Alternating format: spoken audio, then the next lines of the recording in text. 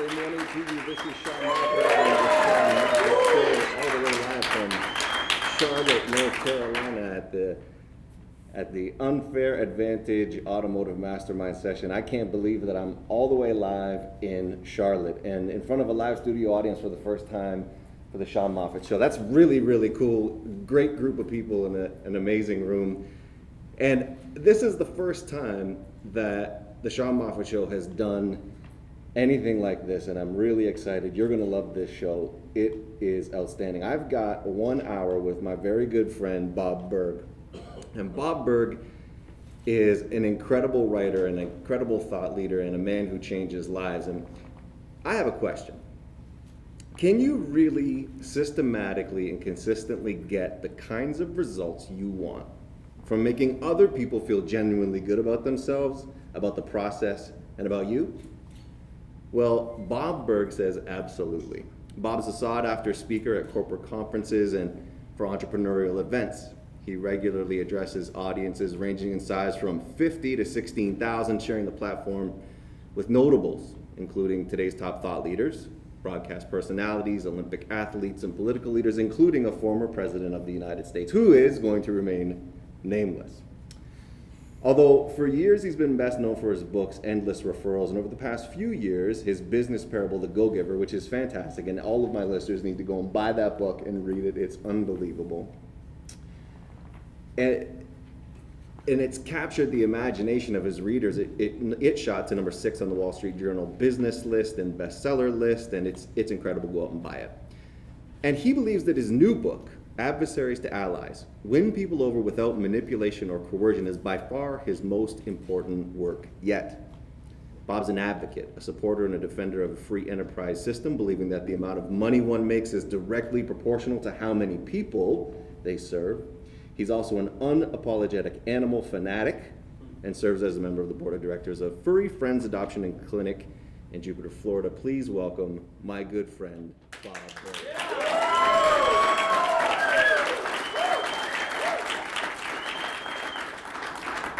Bob, the title of your book is an interesting one. It's Adversaries to Allies. Are you saying that everyone and anyone who in any way disagrees with you is your enemy? Well, that's a great question, and we don't mean adversary necessarily in that way. An adversary in this case could be anyone. It could be a nice person, someone who maybe just because of the context or the environment, they're standing in the way of your satisfaction. Could be the customer service representative who you've lost your receipt, you need to return an item, their policy is no returns without receipt, and this person's just not equipped to know how to deal with a person like that and know how to make it right. And so you're going to have to be able to utilize your skills and to be able to win this person to your side of the issue. It could be the boss you're asking for a raise from, and they may be a very nice person, but they're probably not necessarily going to want to give you a raise. And so in a sense, there's an adversarial position more than anything else. But you know, it's interesting. Sadaharu Oh, the great Japanese home run hitter, they used to call him the Japanese Babe Ruth because he was such a prolific home run hitter. He once said that he never saw the opposing pitcher as his adversary, but rather as his partner in hitting home runs. And I always like that. That's incredible. And in that same way, I simply see an adversary as our partner in our attaining personal satisfaction. Also our partner in our own personal development. Because in order to be able to really master these skills and get the kind of results you want in that way from people who otherwise might not be looking to help you or make, you need to build yourself. Bob Burg, author of Adversaries to Allies, with me on the Sean Moffett Show. We hear the word influence used a lot. And it's a word that is used throughout your book. What really is influence, Bob, and how important is it? Well, on a very basic level, influence can simply be defined as the ability to move a person or persons to a desired action, usually within the context of a specific goal. I don't think that's the essence of influence, though. It's the definition, it's not the essence. The essence of influence is pull as opposed to push. You don't hear people say, wow, that Sean, he is so influential, he has a lot of push with people. Right. No, he has a lot of pull. And that's what influence is. It's an attraction. Great influencers attract people to themselves and to their ideas. And they do this gently, in a way that causes people to commit to them and to their ideas rather than relying on compliance. Now, Bob, influence is something that's earned. What do you see as the fastest way to earn influence with someone who could be an adversary?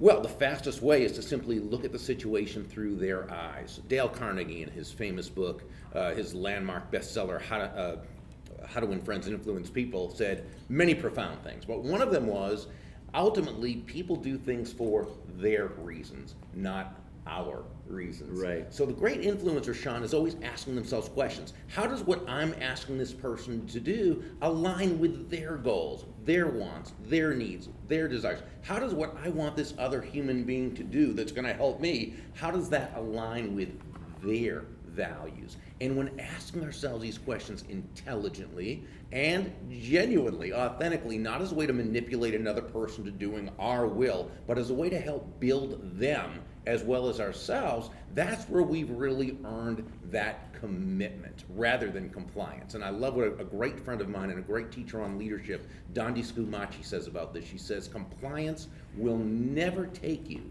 where commitment can go.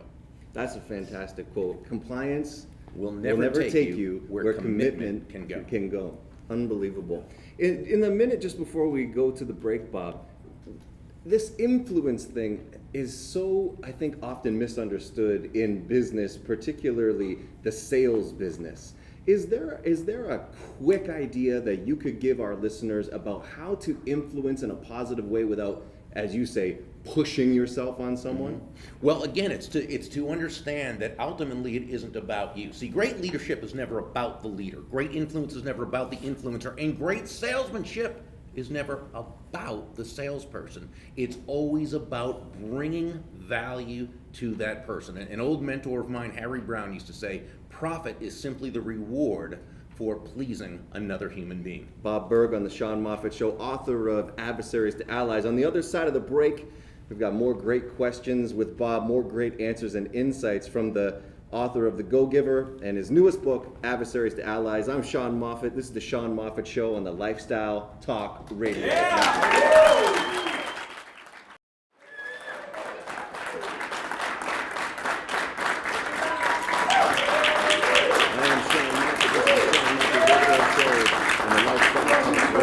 We're coming to you live from Charlotte, North Carolina with my good friend Bob Burg, author of Adversaries to Allies, and we're talking about how to have influence without coercion and how to make sure that you're moving people in the direction that you need to without having to manipulate them.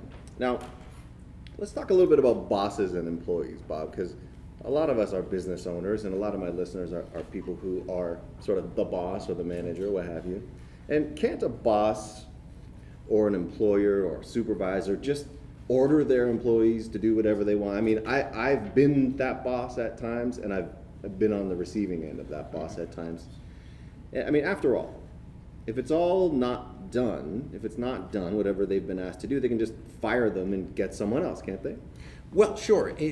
When you ask the question, could a boss do that? Absolutely they could. The question, though, is will it be as effective as doing it another way? Right. And as someone who's been on the other end of that, the employee with a boss who was very not just demanding, because there's nothing wrong with being demanding, but demanding in a way that was very demeaning, maybe, or something. I've certainly been there. I think we all have at one time or another. What was our attitude? Did we feel committed to helping this person and to being, which doesn't mean we didn't try hard, but let's face it, there's a whole different attitude that a team has when you're working for a boss that you feel good about and who makes you feel good and part of the team and so forth. So, could a boss do that? Sure, and there are many that do. But again, I think when you rule by compliance, what happens is typically at best, people will do exactly what they're told and really not one bit more.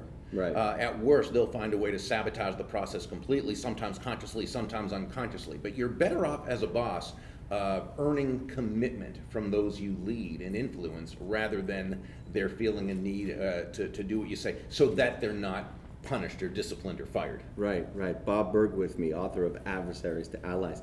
You claim that there's a big difference between persuasion and manipulation. And I love this because I learned really, really early on in life that I could get pretty much whatever I wanted by manipulating people. I mean, I think it was kindergarten when I said, I'll be your best friend. And that was a manipulation, right? And I got what I wanted. But is there really a difference between persuasion and manipulation? Well, there is, and it's still a great question, because let's face it, when you influence another, which again is to move them to a desired action, you can do so through one of two ways. You can do so through manipulation or through persuasion. Now, the two of them are cousins, and to deny otherwise would be to deny reality, because both the manipulator and the persuader understand human motivation. They understand what to do, what to say, how to say it, in order to have a person move. So they are cousins. Now, one's the good cousin and one's the evil cousin, but they're still cousins. Right. And so what is the difference? And when people used to ask, I would sort of dance around it because I intuitively knew the difference, but I didn't really explain it well. And I'm a big believer of the saying that if you can't explain something and explain it succinctly, there's a good chance you might not know it as well as you think you do. So I sort of went on a quest to be able to come up with a definition. And at one point I was reading a book that was written way back in 1987 by a guy named Dr. Paul W. Sweats. And the name of the book was The Art of Talking So That People Will Listen, though the book was much more about listening than it was about talking. Mm-hmm. Brilliant book by Dr. Sweats. And in this, he provided what I thought was a great differentiator. He said, manipulation aims at control, not cooperation. It does not consider the good of the other party. It results in a win-lose situation. Now, in stark contrast to the manipulator, Dr. Sweats wrote, the persuader seeks to enhance the self-esteem of the other party. The result is that people respond better because they're treated as responsible, response-able, self-directing individuals. I believe the big difference between manipulation and persuasion begins with intent. It begins with intent, but it doesn't end there. The manipulator doesn't necessarily want to hurt another person, but they don't necessarily care if they do, as long as they get what they want. They're very I-focused, me-focused. The persuader won't do that. In order for them to win and feel good about it, they've got to have the other person win and feel good about it. It starts with intent, because both the manipulator and the persuader can influence people to take immediate action, but that's where it ends. Because once you know you've been manipulated, you're not going to feel good about that person. You're going to stay away from that person. Even if you have to work with or work for that person, you're going to do as little as possible. You're going to avoid being manipulated. Mm-hmm. But once you've done something with a persuader, you're always going to buy into what they want to do because they've earned your commitment, because they cared about you. A manipulator can be an employer. They can have employees, but not a team. A salesperson, a manipulator, can make the sale, but probably not have repeat customers and referral sources. Right, and we know many of those in the car business. That's what I think of right away when I think of that person who, you go in, you buy a car from them, but you'd probably never go back. That's what I think of in a manipulator kind of sense. Bob Burg, best-selling author with me. People skills. People skills. You talk about them early and often, and you seem to put a lot of emphasis on the importance of people skills. Bob, why are they so important? Well, I think more and more people today know that you can have practically all the positive success skills working for you. You can be very talented and of extremely high character. You can be ambitious, kind, charitable, hardworking, thrifty, and energetic. You can have a knack for numbers and a head for business. You can be even-tempered and creative and much, much more. However, unless you can move people to the desired and appropriate action, your chances for really big success are limited. On the other hand, when combining benevolent intent and a learned skill set, you can find yourself attaining satisfaction both personally and business-wise, and really touching the lives of everyone you meet with excellence. And again, I call this ultimate influence, the ability to get the results you want from others while helping them feel genuinely good about themselves, about the situation, and about you. So when you think of it, that's nothing more than people skills. It's bringing out the best in you, it's bringing out the best in others. Every single day, Sean, our success, our peace of mind, even our happiness is dependent upon how successfully we deal with other people. And hey, we've all seen that person who was talented and had these great skills and traits, and they had some real success. But someone else who maybe had the same level of success, of talent, maybe even less, but just seemed to have that way with people, they just pass them right by. They do. I think, success is probably based about 10% on technical skills and 90% on people skills. Not to say the technical skills aren't important. They're very important, but they just get you into the game. Well, Bob, if you're an introvert or someone who's maybe struggled with people skills, or maybe you're just into a new industry that requires you a skill set that maybe you haven't had before, how do you develop people skills if it's not been something that you're normally used to? Well, as far as being an introvert goes, that's usually more of a help than it is a hindrance. Right. Because introverts tend to want to talk less. Indeed. It's funny. I remember seeing at a Dunkin' Donuts, there was a little kid in line who was talking and talking and talking and talking, and somebody looked at somebody else with a wink and a nod and said, "Oh, they'll be a great salesman one day," as though by being a talker, that would make you a great salesperson, right? And we know that's not true. So that introvert actually has a little bit of an advantage, because great influencers ask questions and then they listen. They don't listen in order to come back with an answer. They listen just to listen and understand. And those people who will listen to others and understand, those tend to be the most powerful influencers. Yeah, the most powerful people in my life that I think about are the ones that they say very little, but when they do say something, it's often really profound. How do you go about making that a professional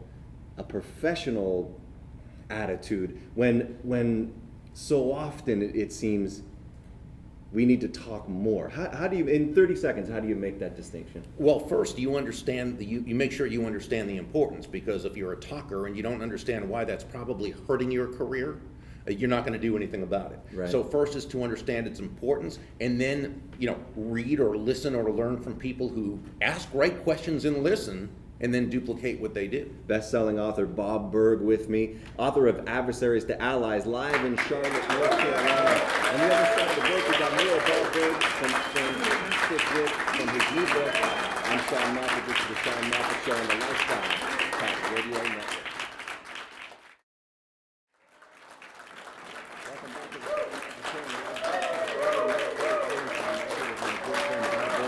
here in Charlotte, North Carolina.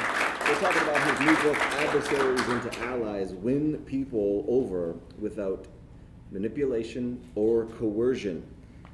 Bob, you say that ultimately people do things for their reasons, not our reasons. Are people really that selfish? I mean, isn't that going to spoil people's desire to think of other people as well as themselves as good people? I mean, what about giving to charity or other acts of selflessness? You're saying people will always have an agenda, aren't you? Well, I don't know if it's having an agenda, but people will do what they believe will make them happy. They'll do that based on how they value happiness. They'll do it within the limitations and choices that they have. And I don't think that's a bad thing. I think it's understanding human nature. And when we say, well, what about that person who, gives to charity? What about that person who, throws himself in front of a bus to, God forbid, save a child who might be hurt? Remember, they're acting congruently within their value system. Okay, so they're always doing what they feel is the best thing to do. They feel better about themselves for donating $1,000 to the to the Heart Fund than they would by keeping that $1,000. So no, they're doing it for their own reasons. There's nothing wrong with that. That doesn't make people good, bad, or indifferent. It just is what it is. And what a successful person does is they see the world as it is, not as they wish it would be, which isn't to say, of course, we don't try to make things better. The free market system, capitalism, is all about making things better for the marketplace, and as you do that, you're rewarded for that. But it's understanding that it's the market that's going to decide what's good for them. I like to say to salespeople, when I speak at conferences, nobody's going to buy from you because because you have a quota to meet. Right. They're going to buy from you because they find it to be more valuable to have your product or service than they do to have the money they're exchanging it for. And there's absolutely nothing wrong with that. But we need to understand it and not say, oh, life isn't fair, life should be this way. Life is what it is. And the successful person is the one who works within that construct. Bob Burg, author of Adversaries to Allies, with me on the Sean Moffett Show, live here from Charlotte.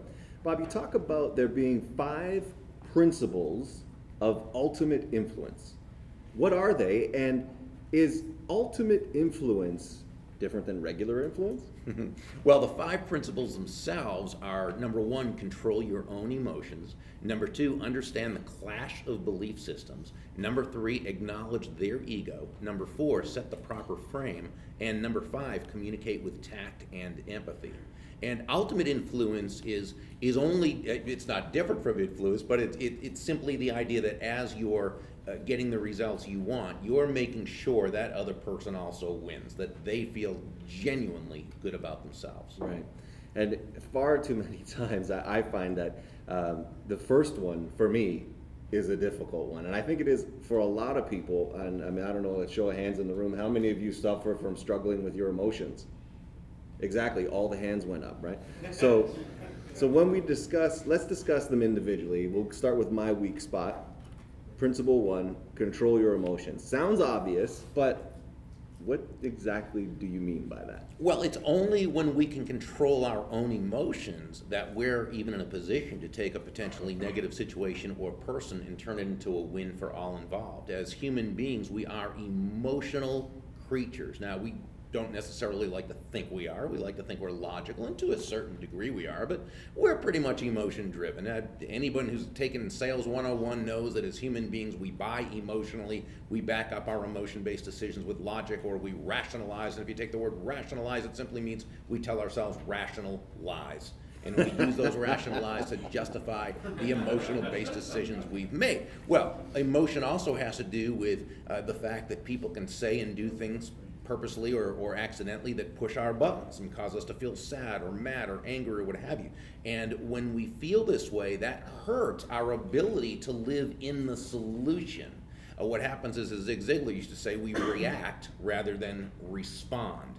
When we react, it's a negative. We're being controlled by someone else or an outside circumstance. When we respond, we're in control of ourselves. As he used to say, and I used to love this, he'd say, did you respond well to the medication, or did you have a bad reaction?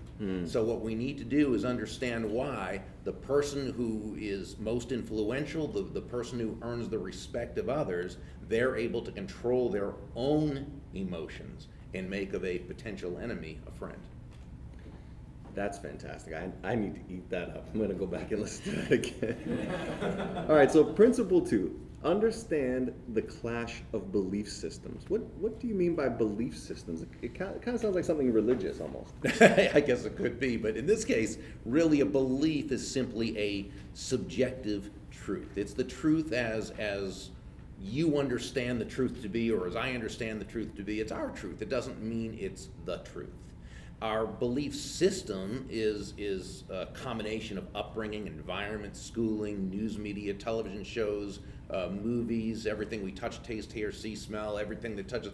But it's formed very, very young. And by the time we're little more than toddlers, our basic belief system or operating system is in place. And we don't even know it exists. We're run by an operating system, a belief system we're not even aware we're run by. Well, so is this other person with whom you're about to have a very difficult interpersonal transaction. They don't know they're run by it. Now, let's put on top of that the fact that as human beings, we tend to think that of other people, we tend to think that everybody else sees the world the same way we do. How could it be any different? After all, it's how we see it, which is why you hear people say, oh, everybody thinks that, or nobody likes that. And so what happens is, what we need to do is not necessarily understand that person's belief system, because they probably don't even understand their belief system. We just need to understand they probably are coming from a whole different viewpoint than we are. Right, good point. Bob Burg with me, author of Adversaries to Allies. So principle number 3, acknowledge the ego. Sounds important indeed. Now, some people will say, oh, I don't have an ego. How do you go into something acknowledging someone's ego? No, no one in this room has an ego, or anyone listening to the show. The story is told of a big event, a black tie affair in Washington, D.C. All the muckety-mucks were there, including a United States senator. And the senator, when he got to his seat, at his setting, he saw that there was only one pat of butter with his roll. And so he very dismissively looked at the waiter and said, "Young man, bring me another pat of butter." Well, the waiter was taken aback, but not in a position of power where he could do anything. So he simply said, "I'm sorry, sir, there's only one pat of butter to a customer tonight." To which the senator replied, "I don't care if there's one pat of butter to a customer, bring me another pat of butter right now." To which the waiter replied, "Oh, I'm sorry, it's orders from the kitchen, sir, I'm not allowed to do so." Well, now the senator was beside himself, and he said, "Young man, do you know who I am? I happen to be the senior senator from the state of New Jersey." To which the young waiter replied, "Do you know who I am? I happen to be the guy who controls the butter." Now, we might think that it's the senator who had the ego, and he did. He had that sense of entitlement that so many politicians have, but so did the waiter. He had an ego. And if the senator was going to get that pat of butter, he was much better served by showing respect and treating that young waiter with dignity than by treating him as less than he was. We need to acknowledge the other person's ego because it's going to come into play. Now, when I say acknowledge their ego, I don't mean, "Hey, buddy, your ego, watch it." That's going to have the opposite result. Right. I mean simply acknowledging it and working within that context. Bob, in the last 2 minutes, principle 4, set the proper frame. What is a frame? Well, a frame is simply the foundation from which everything else occurs. Good example, another Dunkin' Donuts example. There was a little boy walking in the Dunkin' Donuts restaurant. He was walking toward his parents, and he all of a sudden fell on the ground. You could tell he didn't hurt himself, but it surprised him, and he was sort of shocked. So he looked at his mom and dad for the interpretation of the event. Now, what happened, but he wanted the interpretation.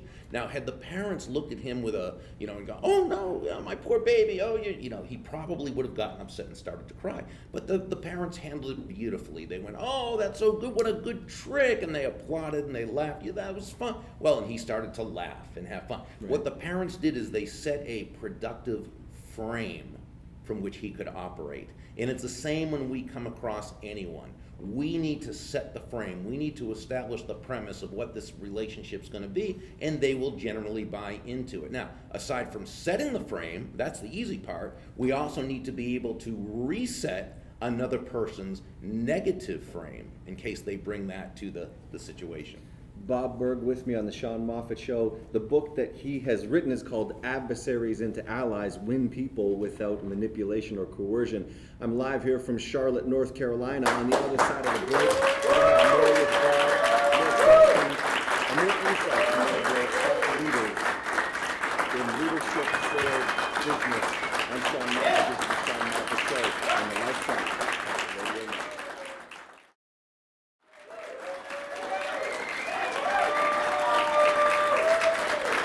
Welcome back to the Sean Moffett Show, live from Charlotte, North Carolina, on the Lifestyle Talk Radio Network. I'm here with my good friend Bob Burg, author of Adversaries to Allies, Win People Without Manipulation or Coercion. Bob, before we went to the break, we were talking about the principles, as you put them, of ultimate influence, and we left off at number 4, a proper frame, and I appreciate you answering that question, but there's one more, principle 5, communicate with tact and empathy. And I think that in business today, particularly sales and business, tact and empathy is a long lost art. Talk to me a little bit about what you mean by tact and empathy. Well, my dad has always defined tact as the language of strength. And I believe that's so true because what tact allows us to do, in his great book, How to Have Confidence and Power in Dealing with People, Les Giblin wrote that what counts is attaining satisfaction without trampling upon the egos of those we deal with. So we There's see that ego that word, tact goes back to ego, which goes back to emotion. They're all intertwined, interconnected. He says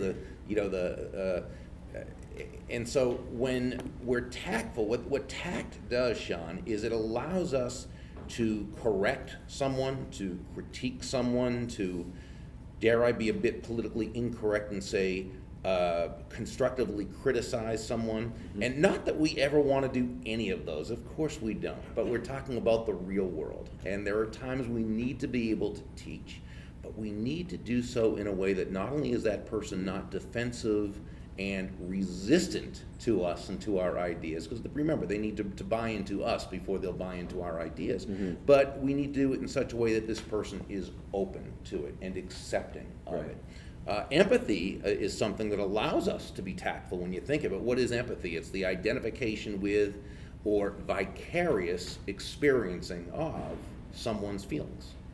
And so, it's not that we necessarily understand their feelings. Remember, we come from different belief systems. Not only do we not sometimes know how they feel exactly, we have no idea how they feel. But what we can do is we can communicate that we understand they're feeling something. Right.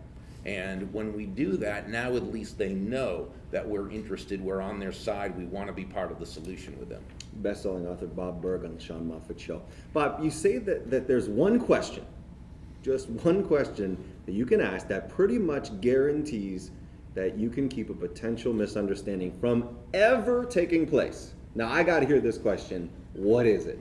Well, it's actually very simple, Sean. It has to do with, again, understanding the clash of belief systems, in that someone can say a word, and if both people misinterpret that word, or if both people interpret that word differently, or they define it differently, they're going to be basing their entire expectation on a false premise. And you can never, no matter how good the logic, if it's based on a false premise, you can never reach a correct conclusion. So let's say, for example, that someone says, the team leader says, hey, the client called and we need to have this done, this project completed as soon as possible. Well, what does as soon as possible necessarily mean? To one person, it means they stay up all night, they forego going to their kid's ball game, and they do this and they're ticked about it, but they know they have to do it. The other employee who comes from a place, their last job, where as soon as possible meant about a week from now, they didn't get anything done, and the team leader who grew up that as soon as possible means, well, as soon as the next thing is done. So now you've got three different people who interpret it three different ways. So, and there's bad feelings about it because one person had to. So what the employee could have possibly done is the actual question is, how would you define, or what do you mean by? Now what you do is you ask it with an I message, so it's a little more tactful and a little less threatening to the person. It might be, Dave, when you say as soon as possible, is there a specific date you had in mind? Boom, and now you've got, now you've got that. So let's say you've shown someone a home, you're a realtor who's shown someone a home, and you think they just love the home, but then they say, well, we think that the house might be too far from town. What does that really mean? You don't know. So if you start to say something like, oh, actually it's only 10 miles away, not very far at all. Well, that's all that's doing is you're hitting their ego, you're telling them they're wrong. That's, well, we don't know, we like to be close to where everything is. Well, that's cool, it's a 15-minute ride on a bad day, and or whatever. Right. But instead, what if you say, it sounds like that's very important to you. When you say far from town, are there some specifics you had in mind, any kind of mileage? Well, yeah, we both grew up right in the city, so, where everything was so close, so to us, 10 miles might as well be a lifetime away. So we're finding out what they, because see, if you grow up 500 miles from town, 10 miles isn't far at all. If you grow up right in the city, it is. So what I'm saying is that because we all see the world from different belief systems, the key question we have to ask is either what do you mean by, or how would you define, or are there some specifics you're thinking of? And it's the same when we're the one who says something, we need to make sure they understand what we mean. Bob Burg, author of Adversaries into Allies. Bob, I have always heard it say, never let them see you sweat. But you write a counterpoint in your book that says, let them see you sweat. Really? It sounds kind of like a way you would get trampled upon, isn't it? Well, I remember when I was in 4th grade,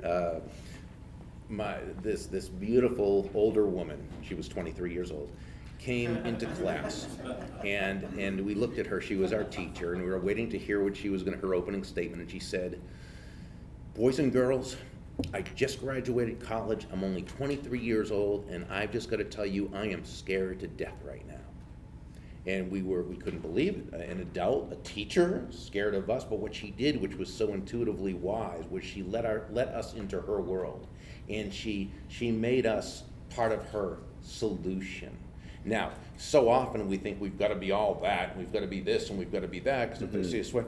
But usually, you know, while people might admire that person who's smooth and slick and what have you, they feel a lot more comfortable and they relate a lot better to that person who is real. Now, with that said, it all depends on the situation. There's times where don't let them see you sweat is the exact right advice. Right.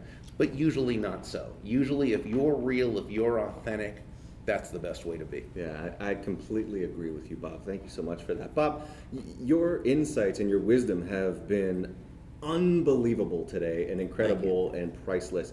Where can my audience go and find your book? Where can they connect with you? What are some of the ways that people could get more into Bob Burg? Because Adversaries into Allies is your latest book, but it's not your only book. Where could they find more about you? Sure, if they go to burg.com, and that's burg.com, on the right-hand side there's a graphic of the book, Adversaries into Allies. If they'll click on that, it will take them to a page where they can get chapter 1 to see if they like it first, and they can always click through or get it at their local bookstore. While they're on burg.com, they can also check out Go Givers International, or the Go Giver Way. That's our online member community, which is absolutely hot right now. It's a business building community and very, very affordable. They can also check out my blog, and they can connect with me on all the various social media, everything right from the homepage, burg.com. And Bob Burg's Twitter handle is @Bob, B-O-B-B-U-R-G, @Bob Burg. I'm Sean Moffett. Thank you for listening to the Sean Moffett Show on the Lifestyle Talk Radio Network live here from Charlotte, North Carolina. I'd like you to connect with me on Twitter, @Sean Moffett, or the